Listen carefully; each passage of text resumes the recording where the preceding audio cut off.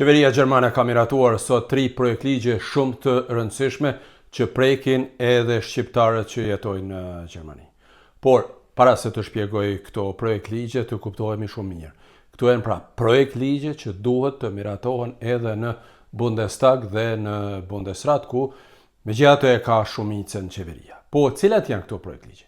Së pari, qeveria ka miratuar ligjin për heqjen e marrjes së nënshtetësisë gjermane me procedurë të përshpejtuar, që do të thotë se në Gjermani askush nuk do të mund të marrë shtetësinë gjermane brenda 3 vitesh, siç ka qenë e parashikuar me ligjin e miratuar vitin e kaluar. Por, ky ligj nuk parashikon ndryshime sa i përket 2 shtetësisë, që do të thotë se shtetasit e Kosovës, shtetasit e Shqipërisë dhe vendeve tjera të treta, siç quhen, edhe më tej mund të mbajnë shtetësinë e mëparshme dhe mund të marrin shtetësinë gjermane, pra mund të kenë 2 shtetësinë apo dhe më shumë shtetësi. E dyta, qeveria gjermane ka vendosur që në ligj të fus prap fjalët kufizimi i migrantëve, që do të thotë se Gjermania do të kufizoj numrin e refugjatëve dhe migrantëve që mund të vijnë në këtë vend brenda një viti.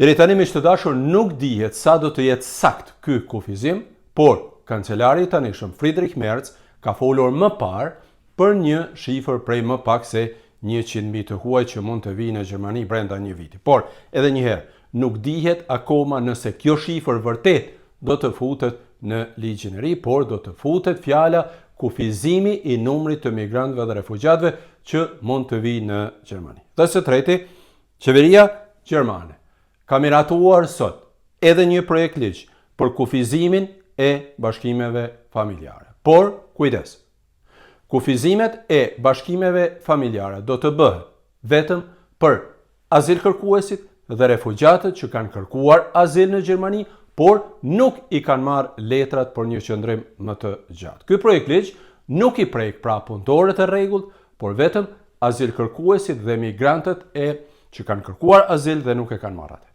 Ky projekt ligj parashikon kufizimin e bashkimeve familjare për 2 vitet e ardhshme.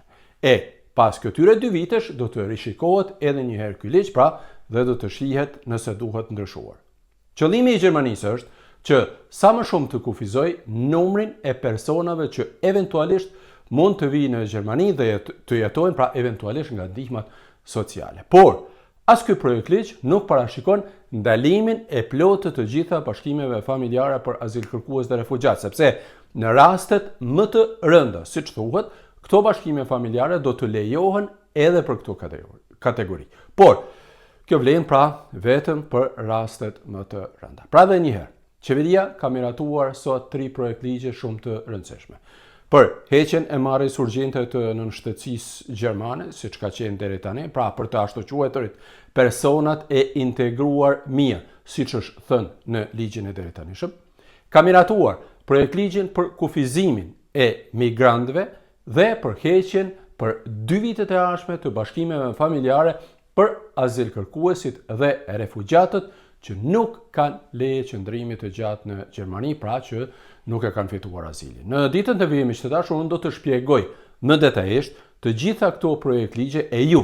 Nëse keni ndonjë pyetje apo ndonjë koment, natyrisht që mund të shkruani këtu në video dhe mund të komentojmë bashkë. Por, edhe njëherë, këto projekt ligje pra duhet të miratohen edhe në Bundestag dhe në Bundesrat. Shpresoj që nuk kam harruar asgjë.